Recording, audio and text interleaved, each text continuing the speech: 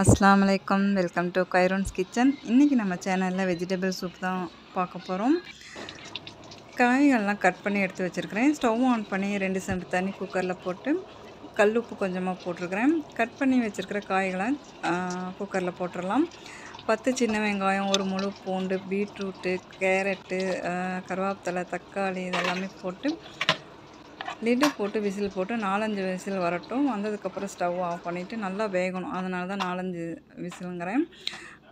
Stove off பண்ணிவிட்டு 10 நிமிஷம் ரெஸ்ட்டில் விட்டு அதுக்கப்புறம் மெதுவாக குக்கர் லிட்டை ஓப்பன் பண்ணிடலாம்.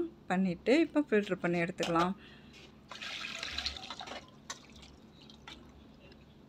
ஃபில்ட்ரு பண்ணிவிட்டு இந்த காய்களில் இருக்கிற அந்த கருவேப்பிலை குச்சியெலாம் நீக்கிட்டு அந்த ஃபில்ட்ரு பண்ண காயை மறுபடியும் நான் குக்கரில் போட்டு பருப்பு மத்தால கடைஞ்சி மசிச்சு விட போகிறேன். நல்லா மசிச்சு விட்டோம்னா இன்னுமே நம்ம அதுக்குள்ளே இருக்கிற ரசம் இன்னுமே கிடைக்கும் இல்லையா? காய்களுக்குள்ளே இருக்கிற இன்னும் அந்த நீர் கூத்து இருக்கும் இல்லையா?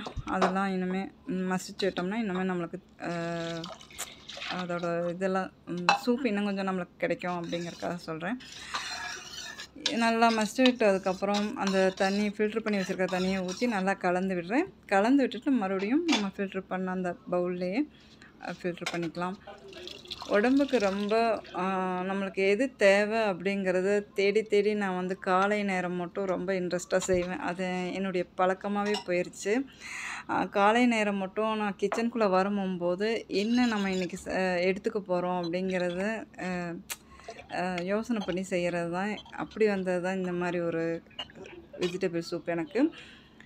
இது என் மகளுக்கு ஒரு கப்பு நான் எடுத்து வச்சுட்டு மிளகுத்தூள் கலந்துக்க மாட்டாள், அவளுக்கு பிடிக்காதுங்கிறதுனால எங்களுக்கு மிளகுத்தூள் கொஞ்சமாக போட்டு நல்லா கலந்து வச்சுக்கிட்டேன். கண்ணுக்கு எவ்வளோ கலர்ஃபுல்லாக இருக்கோ அந்த அளவுக்கு டேஸ்ட்டும் கூடுதலாக இருக்கும். ட்ரை பண்ணி பாருங்கள். இன்ஷா அல்லாஹ் அடுத்த வீடியோவில் பார்க்கலாம்.